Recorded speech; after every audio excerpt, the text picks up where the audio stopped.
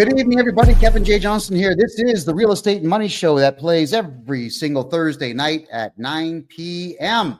Eastern Time. And tonight we're going to talk about your credit score and how to protect your credit score, how to not harm yourself. I think is more importantly what the credit score thing is all about for tonight's show. I mean, I really want to make sure that we're delving deeply into what is both right and wrong with the FICO score system that we have in Canada and the United States. I'm sure many of you have gone out to apply for loans at some point in the past, and you've probably been denied at some point in the past. I think all of us have at some point.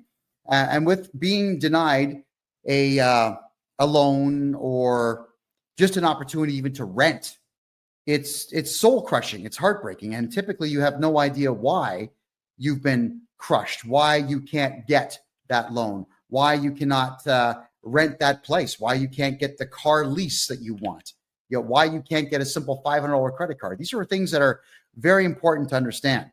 Now, I don't have all of the answers because unfortunately, FICO score algorithms are quite hidden from the public. They don't really tell us what they're basing all the positive stuff on, but I do have some of what to do. However, even though I don't have all the positive stuff that you can do, I've got the vast majority of the negative stuff that you can avoid to keep your credit score in good standing. So first things first is you want to talk about how you can find out what your credit score is. There are two major corporations in North America that people will go to check your credit score when you're applying for anything, any kind of credit whatsoever, or any kind of lease or rent. All right, that would be Equifax, EQUIFAX, Equifax.com in Canada. It's .ca. And the other one is TransUnion. Now, as far as I am concerned, these are criminal entities.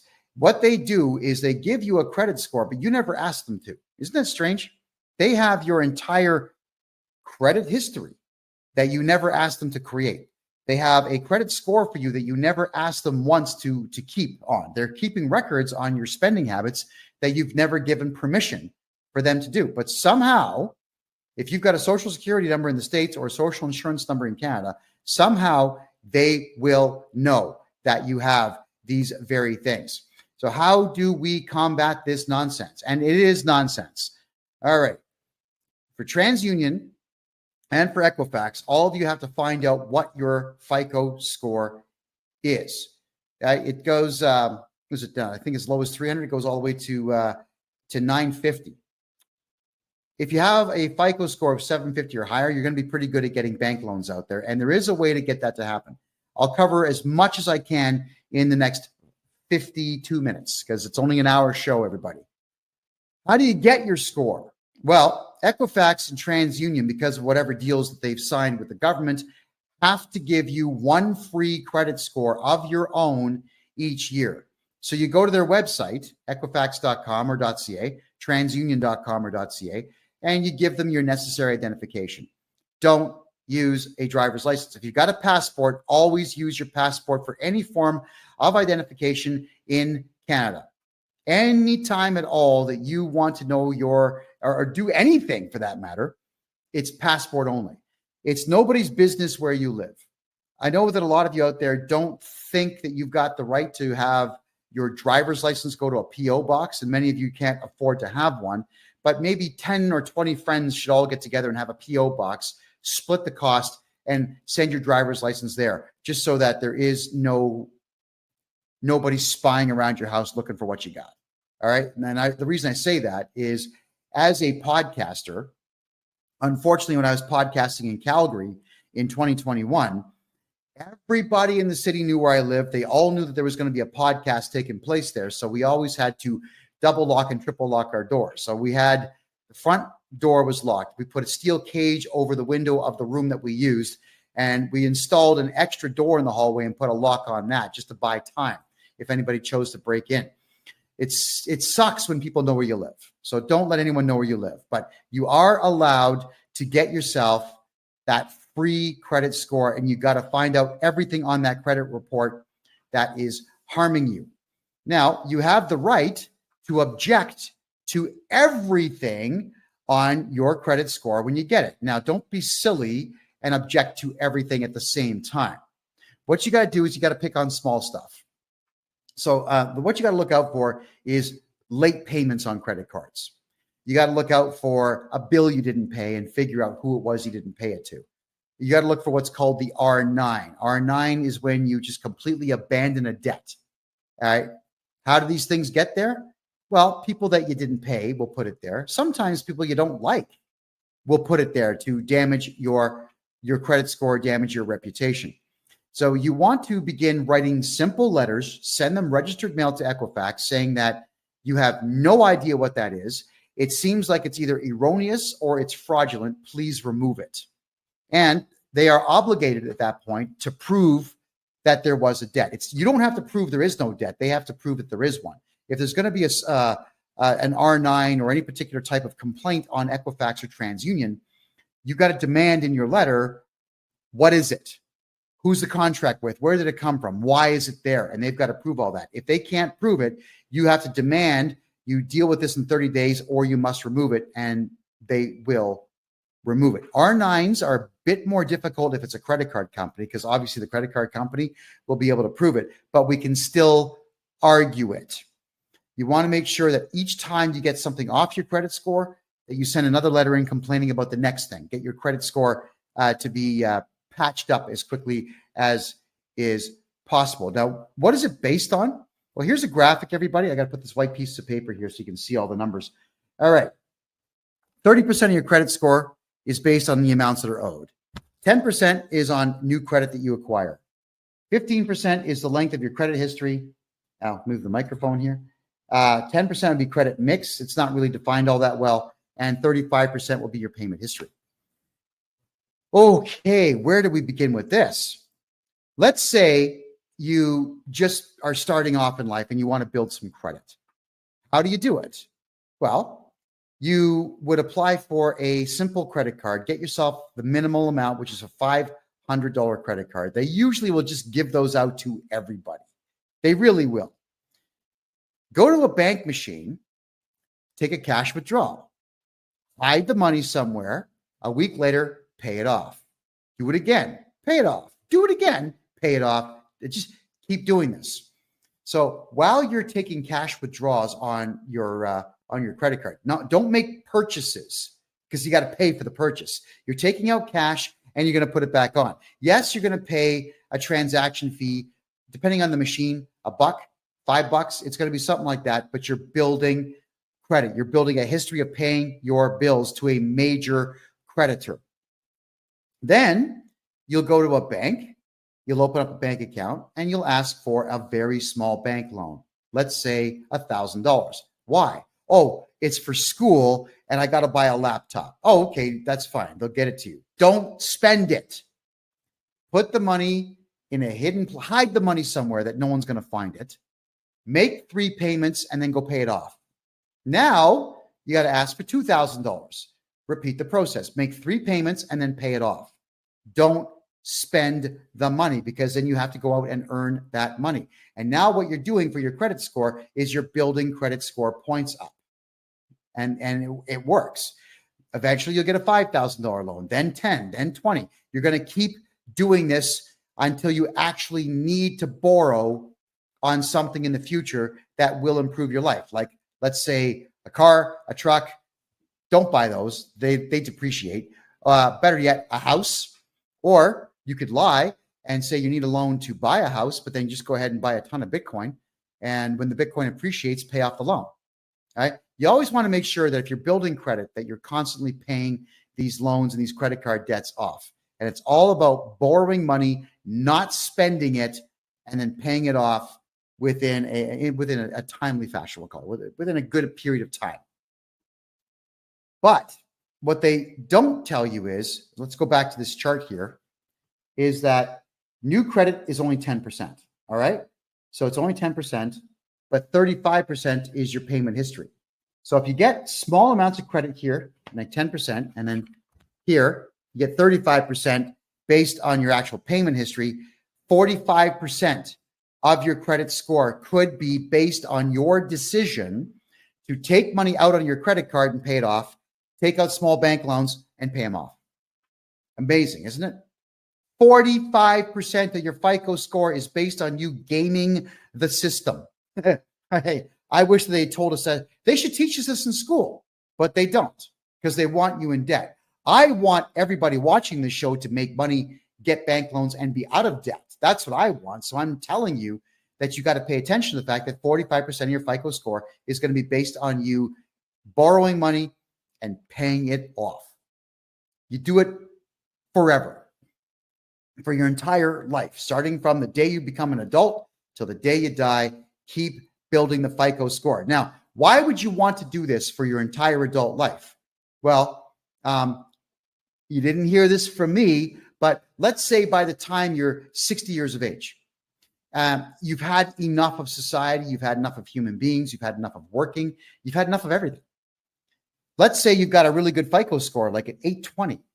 You could walk into a bank at that point and say, hey, I got an 820, I've got no R9s, I'm really good with my credit. You could take a bank loan for, let's say, 300, 350, and then go to, I don't know, Vietnam, Thailand, and live like a king. Don't bother paying it back. So what you're doing here is you're building your credit up to the point where you can just borrow a huge amount of money and retire.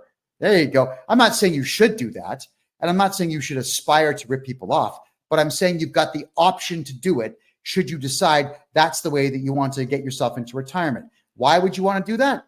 Well, because Canada Pension Plan is going to be empty by 2032, so it's not like you're going to get a pension, and it's not like Social Security is going to be doing any better. I think, personally speaking, that the Social Security in the United States is going to be empty by 2040. I don't see a way to keep it afloat. It's a big Ponzi scheme, and it's running out of money.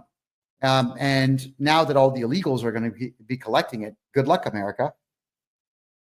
So you're paying all these taxes into this system, and you're not going to benefit from it. So why not have the adult plan to have that money ready to be able to be borrowed by the time you hit that age, so you can disappear with that money? I mean, look, when a bank gives you a loan, it's not like they're taking money from the system and giving it to you. They are creating it right there on the spot. It's called fractional reserve banking. So when you get a bank loan from the bank, they put a lien on your property, but they just create the money. It just gets created from nothing. So let them create $350,000 for you when you're retiring, and then go somewhere else and spend it. Enjoy life. Live it up. You've earned it.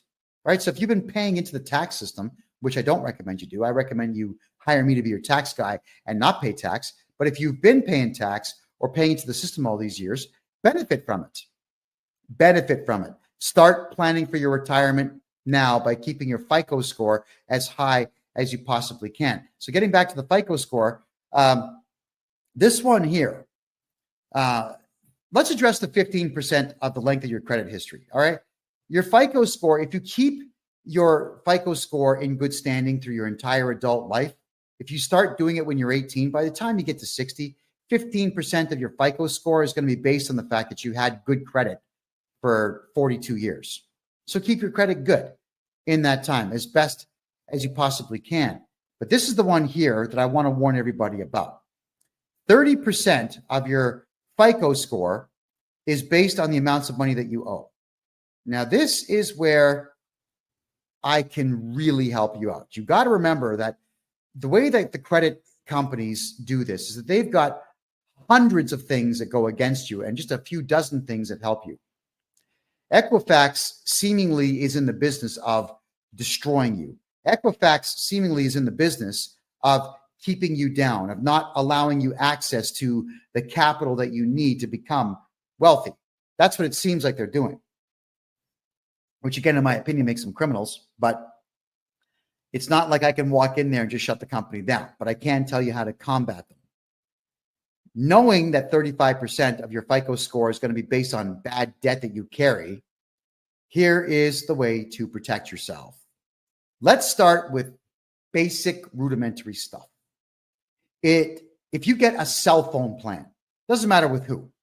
In the States, you got all of them. AT&T, you got Verizon, you've got Virgin, you got them all. In Canada, there's not as many. You've got Fido, Bell, Rogers. I think Cogeco just got bought by Rogers. There aren't many. It doesn't matter if you pay your cell phone bill on time for your entire adult life. That does not increase your credit score, which means that your cell phone bill should never be in your name, because I'll tell you why, is because there's a good chance at some point you're just going to forget about your bill. You're just going to forget. You didn't pay it. They report you to the credit agency, and now you've lost some FICO points. That sucks. How do you come back? Oh, let's have with this one. Let's just say they don't tell you about your roaming fee. And this has been happening with a lot of Canadian accounts. You go to Italy or you go to Germany and your phone gets turned on for just a brief second by accident. And all of a sudden, boom, $1,500 worth of roaming fees, just like that. Crazy. And if you don't pay it or you argue it, they just tag your credit score. So you can never put your cell phone in your real name, ever. You can't really do that with Bell and Rogers and the big boys because they want to see identification. But you can do it through a corporation. That is correct. You take your corporate documents in. You say, "Hi, my name is, here are the corporate documents. We want to get a corporate cell phone plan." Then they'll say, "Well, we want to secure it against you personally." I'm saying, you tell them, no, it's for the corporation. If you guys shut down this phone, we can't do business. I'm not going to secure it personally. And if you argue enough and just decide, okay, you know what, leave, then go to another cell phone dealer. They're all over the place. How many times have you seen foreigners that own cell phone shops? They'll find a plan. Somebody will do the deal. Just keep doing it until you find someone to do the deal.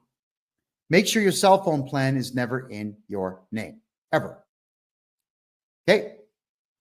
You get that? Doesn't matter if you're paying on time. It doesn't help your FICO score. But if you miss one bill, it hurts your FICO score. So your cell phone has got to be in that name or a company name, which you could also do. Let's say you're renting a place and you've got to pay utilities. If you've opened a corporation specifically to keep your name off of bills, then what you would do is get the internet bill and the gas bill and the electric bill and the water bill all put into, yes, you guessed it, a corporation. All of it. Even if the corporation's not making money, who cares? If you skip on a bill, it doesn't matter. They're going to bill the corporation. Just as long as your name is not listed as the director of the corporation, everything's going to be fine. Now, I do corporate courses on this.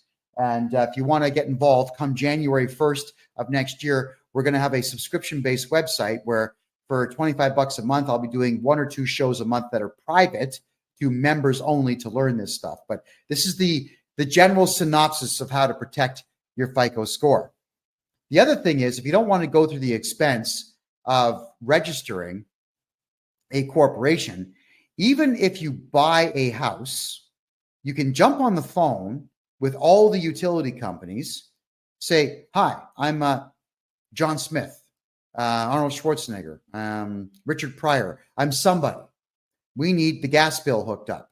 In most provinces in Canada and about half of the states in the United States, they don't ask for identification or even clarification.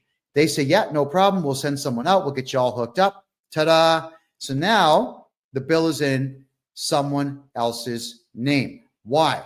Because if you pay your gas bill on time for 45 years, it doesn't positively benefit your FICO score. If you pay the water bill, it doesn't benefit your FICO score. If you pay your internet bill on time, it doesn't benefit your FICO score.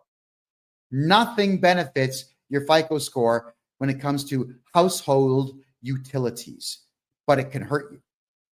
So let's really go down the rabbit hole here. I'm sure all of you have maybe heard of Text Now. It allows you to have a separate phone number on your cell phone plan. All right. So you get a Text Now phone number, and that's the one that you would use for all of the bills on your house, especially if you're renting. If you're buying, it's great. I mean, do the same thing.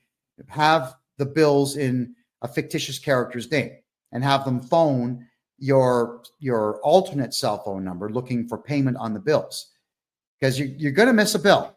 That's just how life works, guys. You get sick, you get in a car accident, you're going to not pay some bills. You don't want your FICO score dropping because you are incapacitated. Maybe you live with some friends and they skip out and they don't pay the bill. You got to catch up because your friends are jerks. Yeah, maybe you got a boyfriend, girlfriend, whatever it is. You guys break up. Someone doesn't pay the bill. If it's not in your name, it doesn't matter. Also, what you can do is, let's say, for argument's sake, if your gas bill, your electric bill, your whatever bills you got for your house are not in your name and you're behind on things, you can call them up and say, yeah, hey, it's John Smith. I need you to disconnect the gas and the water and everything else. I'm moving out of this house that I'm renting. No problem. They'll cut everything off. Tell them to send the final bill to your email address or text it to your phone. They will. And then you get rid of that particular Text Now phone number. And 2 days later, you get yourself another Text Now phone number or another one of the like Hush phone number. Any of these phone numbers that are voice over IPs, call them up saying, different voice. Hey, what's up? I'm Ricky Savage Michelson, and I got to get some bills. I just moved into this rental house. And the process starts all over. So you can actually get away with not paying between 3 and 4 months worth of bills, and you get a new name attached to the same residence that you are living in, and it doesn't hurt your FICO score. Right? It doesn't hurt your FICO score. If you're not going to pay bills, it doesn't hurt your FICO score. Now, I'm not encouraging all of you to not pay bills if you don't have to. I'm telling you that I understand with our rotten economy in North America right now and the severe lack of money in the money supply right now, that these are the options that you have to give yourself. So FICO score, protect it by making sure the house bills are not within it. If at all, if you can avoid anything, if you can avoid using your real name on anything, you have to avoid using your real name wherever you possibly can. The driver's license is usually where you all get screwed. When you use a driver's license as identification and it's got your home address on it, whoever wants to harm your FICO score can do it. If you absolutely have to show identification that's got your name and face on it, passport every single time. If you have an expired passport, keep it, because you can use that. If they say, we want to see 2 pieces of ID, 2 passports, and they might say, well, one of them is expired. So there is no law that says you can't show expired identification. The only problem with an expired driver's license is that you can't drive with it, but you can still use it as identification. The only problem with an expired passport is you can't fly with it, but you can still use it as identification. Any photo ID card in Canada that expires can always be used to identify you. You just can't use it for the prescribed use that it's for. So don't listen to anybody's crap when they tell you that you can't use that expired driver's license, health card, passport. You can. It doesn't have to be updated to be valid. It's still valid. And that's the beautiful part of identification. So if your passport is going to expire, order a new one and don't take the old one in and turn that in. Whenever you get a new driver's license, anywhere in Canada, you can say, I lost it. I just lost it. Can I have another one? Keep the old one. If you're able to, have all your identification go to a post office box. Or, if they don't like to use P.O. box in the address, fine. Then go to mailboxes, etc. UPS store. Go to any of the retail mailbox places and get yourself a mailbox and use that. Because if you go to the UPS store, for example, then what they do is they actually have an address. 7400 Main Street, suite number 404. That would be your box number, but it won't say box number. It'll say suite number, which is exactly what you want to do.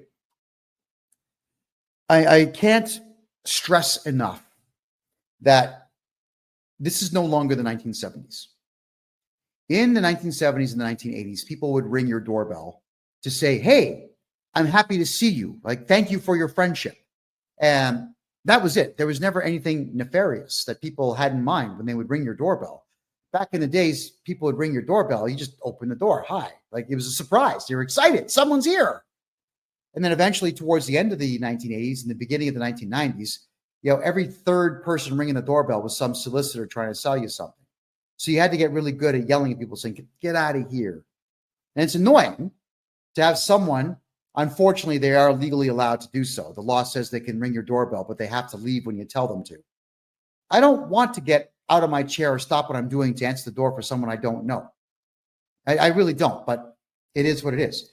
And now, 9 times out of 10, when someone knocks on the door, it's someone looking for money, or it's the cops asking you why you said that thing that time on social media, or the cops are saying, well, someone complained about your car and we're here to investigate, and so on. Yeah, it's someone looking to gain money or leverage from you or on you these days.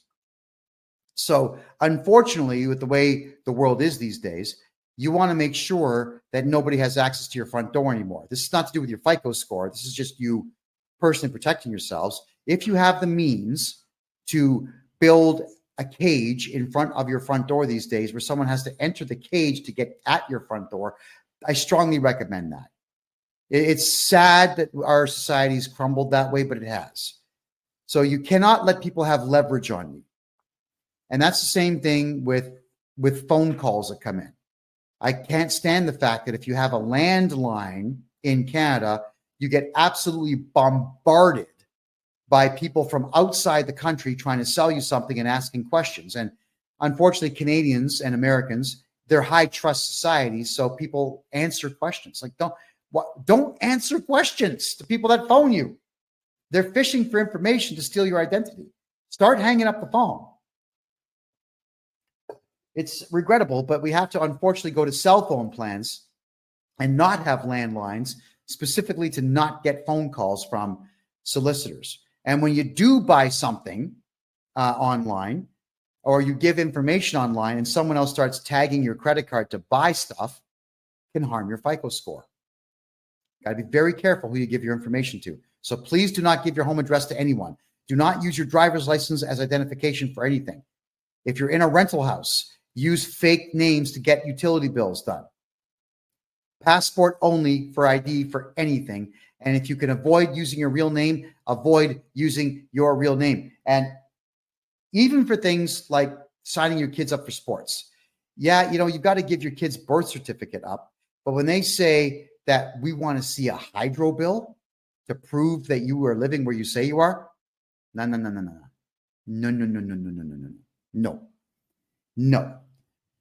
I want all of you to change how you think. Everybody out there, you have to assume everyone out there is a scumbag and everyone out there is going to try to steal from you. And like, I went through this nonsense in the province of Ontario with the Ontario Lacrosse Association, run by 2 very animalistic savages who were harming children. And I exposed them in the book I wrote, Lacrosse is Dead, which is free on my website, by the way.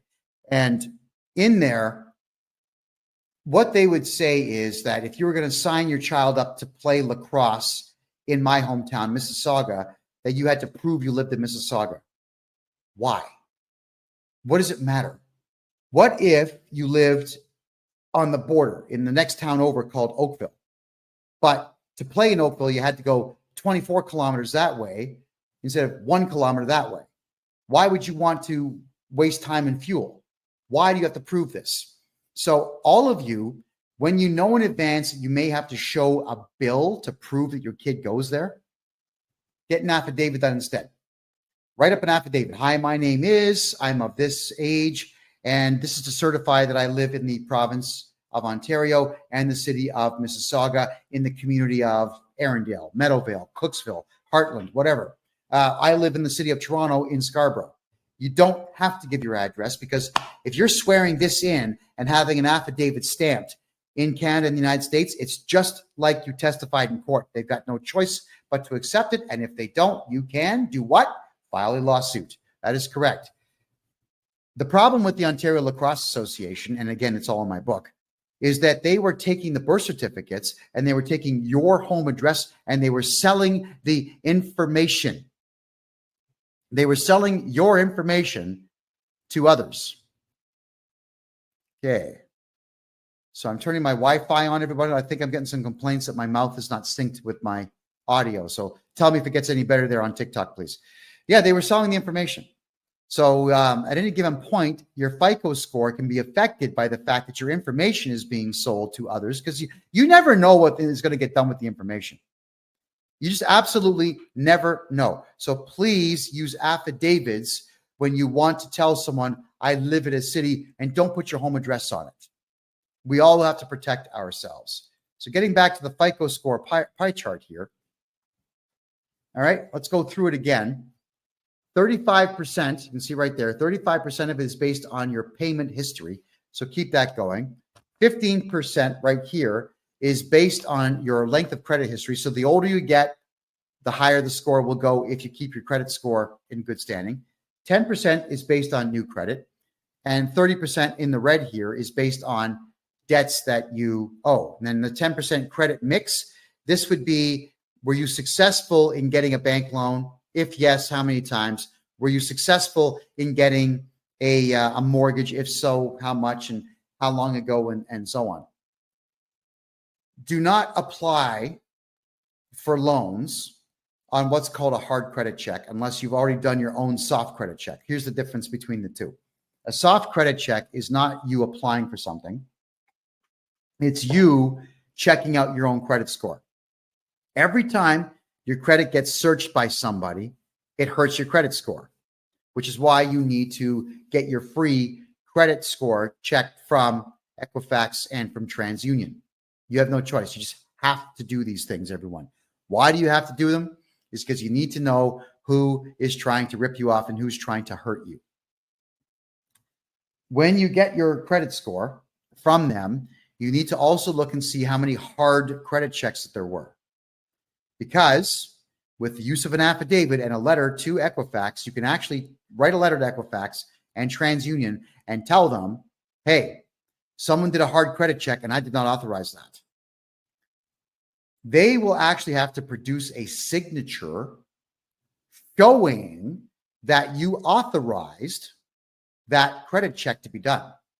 And if they can't produce that signature, which you probably didn't do, they have to remove that hard credit check.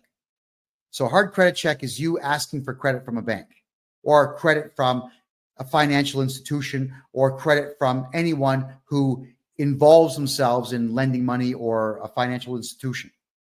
You don't want hard credit checks there, right? The soft credit check is something that banks will do once a year on you just to see what your credit score is so they can adjust your bank rates up and down.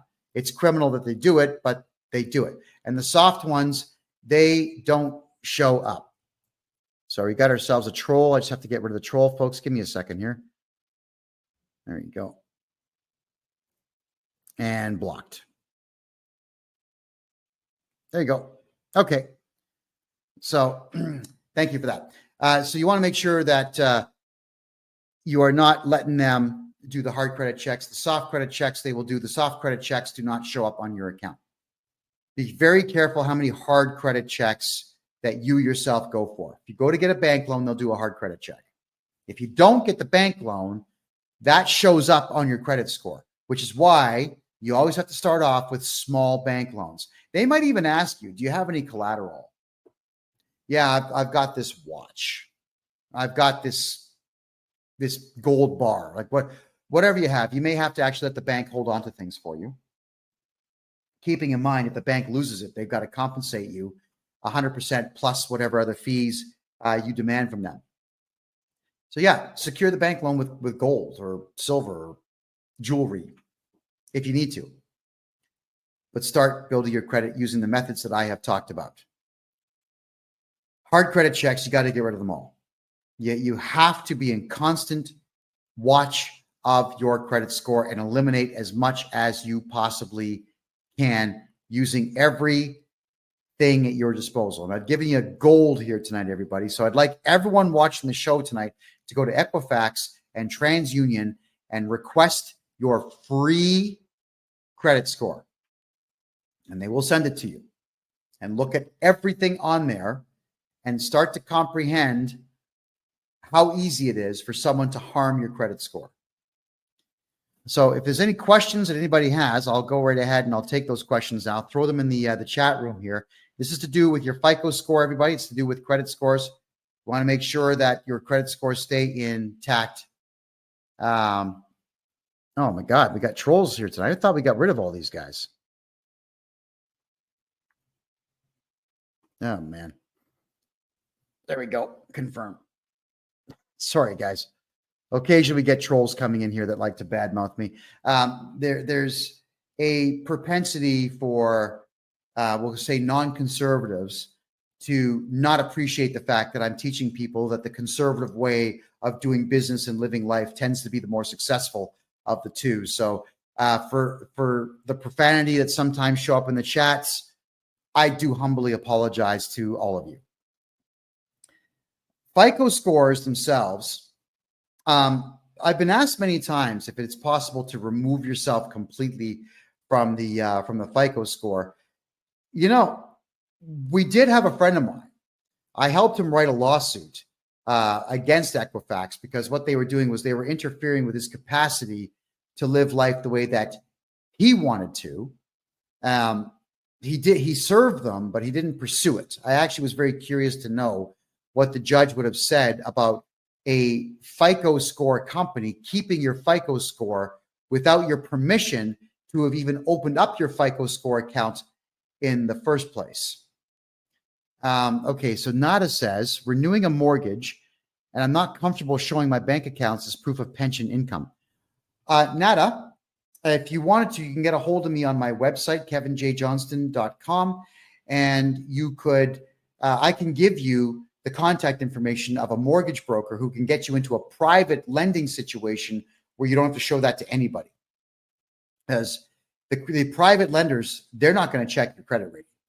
They're not even going to check your income.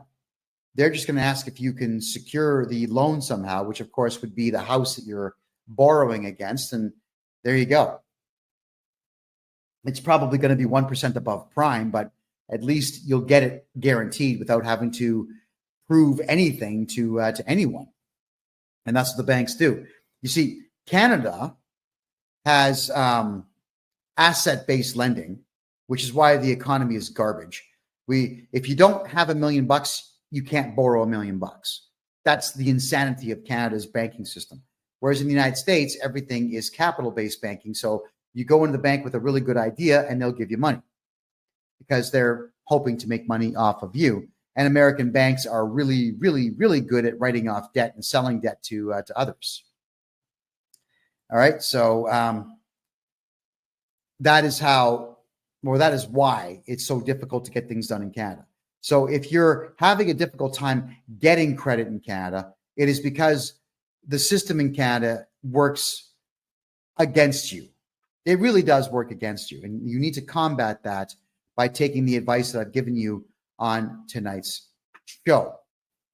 The other thing, and this is another one, they don't talk about this, but the Canada Revenue Agency will report your lack of cooperation with them to the credit companies, Equifax and TransUnion, which is why you got to come to me to get your taxes fixed. I know that you don't want to pay taxes. I get it. And technically, it's actually illegal to collect taxes, technically, but you're not going to win that argument. If you're going to pull the free man on the land stuff, the sovereign citizen stuff, you're going to lose. So what we got to do is make sure your taxes are done properly. I can get you back a fortune. Look, if I was to redo your taxes and get you back everything you paid over the last 10 years, that's not going to affect your FICO score negatively. But if you don't do your taxes for 10 straight years and you ignore them for 10 straight years, you better believe that will affect your FICO score.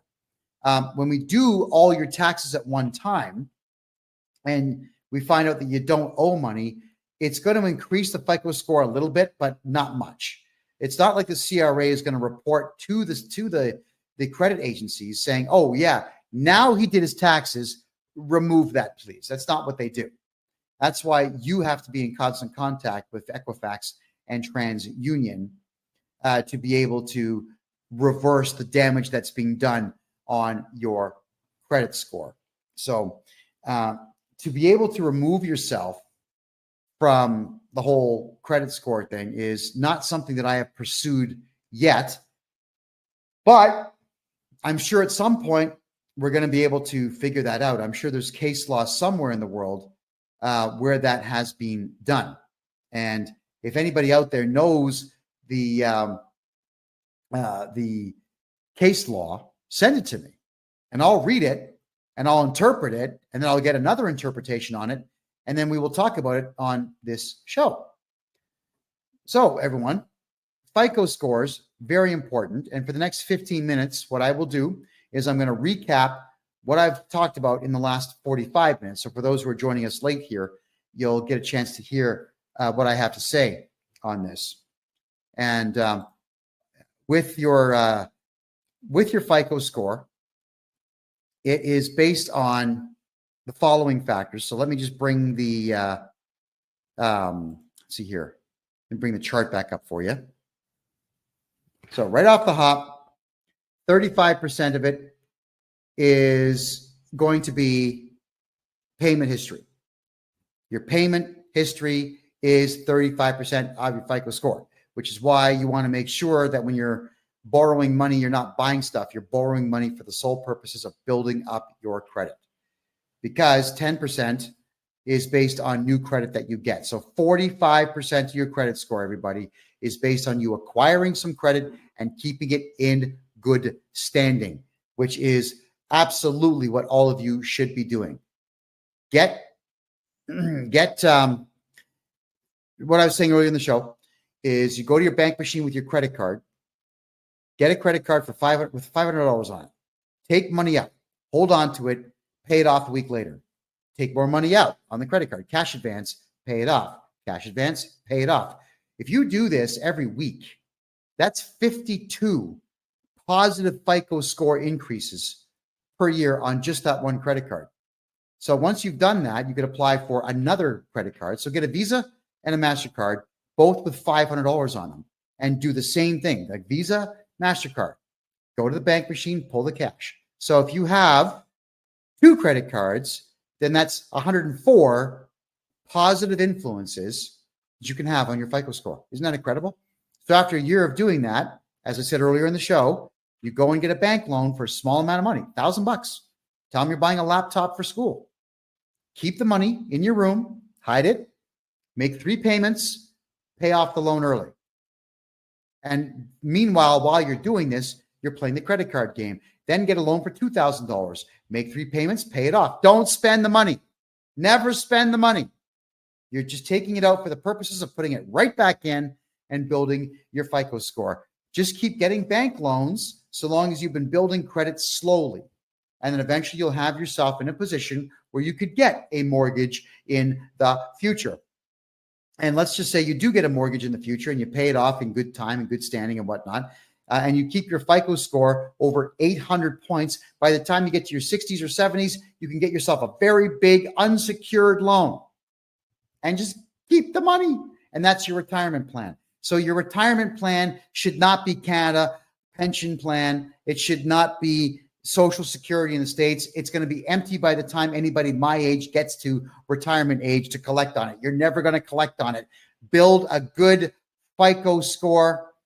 Take the money, take a loan out when you get older, pocket the dough. Pocket the dough. It's yours. That's why I'm encouraging all of you to build credit and keep it in good standing. When you rent a house or you buy a house, none of the utility bills in that house should ever be in your name. Just in case you forget to pay a bill, you get sick and you can't pay a bill, you lose your wallet, you can't pay a bill, you get robbed, you can't pay a bill. If it's not in your name, it doesn't matter how late you are. It's never going to affect your credit score negatively. And that's exactly how you should want it, where it never affects your score negatively, period. Cell phones should never be in your name because at some point, I promise you, you will miss a bill or you're going to go over on your data or someone's going to ghost your phone and they're going to use your data. You got a big bill and you can't pay it, never in your name. And if that means that you need to get prepaid phones, then so be it. Not a problem. And for those who want to buy a property here in Panama, everybody, get a hold of me on my website, kevinjjohnston.com. Now, how do you not use your name when you're getting bills? In Canada, it's real easy. When you phone up saying, hey, from an alternate phone number, like a hush phone number or a text now phone number. Hey, what's up? My name is Billy Joe Jim Bob Barker. and I would like to have gas in this house. I'd like to have water in this house. I'd like to have internet in this house. So my name is Billy Joe Jim Bob Barker, and the address is 123 Jason Street. Come and install it, and they will, because the utility companies, they're all greedy. They'll just come and install it. Never in your name. Never in your name. Because, and I don't like to encourage this, but I'm just saying, in case you have to book it fast, you got to move out fast, just get out, and you don't have to pay those bills. Hotmail's free, Gmail's free. Whenever they ask for an email address, give them an email address. It's like not fake. It's valid, but that's the one that you're going to use for those particular sets of bills. And that way your FICO score never gets hurt because you have missed bills or you skipped out on bills. It's a rough world out there. It's a very rough world out there. And quite frankly, with the nasty and useless service I've gotten in the past from Enbridge, Gas in Canada, from EnerSource, from all these companies, from Bell Canada for phones and whatnot, I don't care about them. These are multi-billion-dollar corporations that are multi-billion dollars corporations, not because they're good at what they do, but because they were established more than 100 years ago. So they've had 100 years to amass wealth. That's what it is. And do I care that the founders of the company may not like the fact that I'm not paying the bill? They've been dead for maybe 50 years. Who gives a crap? I don't care about massive conglomerate companies. My job is I help the little guy. I've been doing that for a very long time. And I help people retain their tax dollars, get their tax dollars back, not pay taxes and not pay bills that are going to interfere with their FICO score and their credit score in the future. And Shooker, if you haven't done your taxes in 10 years, it's okay. Get a hold of me. I'll get them all done for you at one time, and you're not going to pay a penny to the CRA. That's a promise. Get a hold of me, and we'll get them done. My name, KevinJJohnston.com. Let's wipe out your tax bill. And in fact, I prefer it when someone hasn't done their taxes for 10 years because I can get that tax return done in about 3 days. You're going to owe no money. It's going into the CRA, and that'll be the end of it. All right. So that's how it all works. Awesome. Okay. Next here, I'm just having a quick look at the questions now. All right. Moon Goddess is asking, shouldn't credit scores be irrelevant since financial institutions go into our QV accounts that are all caps? That's free man stuff, Moon Goddess, and that stuff may work if you are an absolute expert in it, but for the most part, it doesn't work, and I wouldn't count on that. What I would do is play their game in their arena, keep your FICO score as high as you possibly can, and you're going to be just fine. All right, stay away from the free man on the land, people. Okay, guys, they're going to hurt you, not help you. That's the big problem with the free man on the land stuff is you've got individuals who think they've got some magical solution, and they don't, using magic words, like sprinkling fairy dust on your paperwork and it goes away. It's not how it works. Do it my way. My way is I know the law. I've studied tax law for 40 years and criminal law for 20 years and civil law for 20 years. I know what I'm doing. We use the law and the rules of the land against them. Do it that way. How do you become a millionaire farmer? Not in Canada. But if you are a farmer and you contact me, the Canada Revenue Agency expects farms to lose money for at least a decade. So I can make sure your farm loses money and you don't pay tax. At least I can do that for you. So maybe on the years where you make $400,000 or $500,000 on a harvest, you can keep it all instead of paying tax. You know, that's the part I don't get is farmers feed entire cities. It's true. They do. So why would you want to put farmers in a position where they can't feed cities? I can't stand the idea of farmers being taxed. I actually think out of the one profession in the entire country that should be completely tax exempt, it would be farmers who sell to Canadian distributors to make sure that Canadians eat. I honestly do believe that, which is why if you are a farmer or you work in a farm or you know farmers, tell them to stay away from the company called FBC. It stands for Farm Business Consulting. They are crooked as hell, and they have absolutely destroyed hundreds of farms all over the country by over-reporting earnings that farmers are making. They really are a disgusting bunch of people. They suck at what they do. What they are is that they're franchise holders in taxes. They're not actually accountants, and they suck at what they do. So yeah, that's my personal view on farms. And whenever farmers contact me to do their taxes, I absolutely make sure they pay zero taxes. I do about 4 times the amount of work on a farmer that I would do on a regular account, because I want to make sure that farmer stays in business. If anybody ever wonders if I'm lying to you or not, just understand the fact that when Stalin caged everybody into the Ukraine and took over all of the farms and then shut them down, what happened? Between 6 and 10 million Russians and Ukrainians starved to death. That's what happens when there's no farms. People die. So I want to make sure, and I'll be petitioning the government at some point in the future to completely keep farmers from having to pay tax. And so long as they're growing, then they should not be taxed. If they are selling anything, I don't care what it is, cucumbers, wheat, beef, they should not be paying tax on any of it. And what's really bizarre too is that there is farm fuel. So you can buy diesel fuel to run farm equipment at a much lesser price. It's probably like half. I don't know the exact amount, but it's about half of what you would pay at the pump.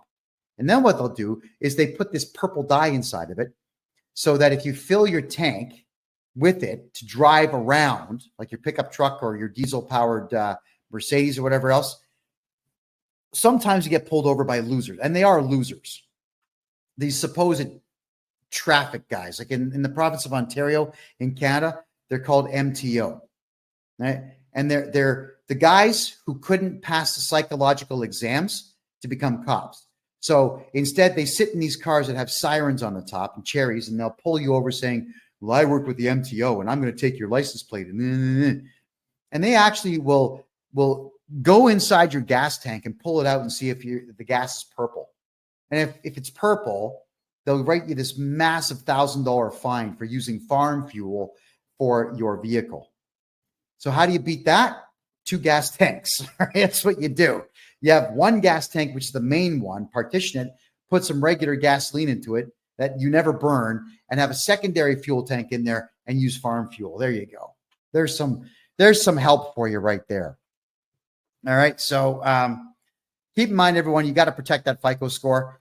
Rewatch this show, which is going to repeat all weekend now on Rumble. Just type in freedomreport.ca to watch the repeat. I'd like all of you to take the advice that I'm giving you here to make sure that you build credit and you hold on to credit so you can use your good credit score in your 60s and 70s to take out massive bank loans and never pay them back and retire with the bank's money. Because if anybody out there screws the banks in Canada or the United States, I'm a happy guy, because that's all the banks do out there is rip we, the small guy and gal, off on an absolute regular basis. That's crazy. My name is Kevin J. Johnston. Thank you very much for being here. This is the Real Estate and Money Show, where we talk about real estate, money, investment, gold, silver, and taxes. And we do it every Thursday at 9 p.m. Eastern Time. I want to say thank you all for being here. I can't wait to see you again next week, which we will do at freedomreport.ca. Have a great night.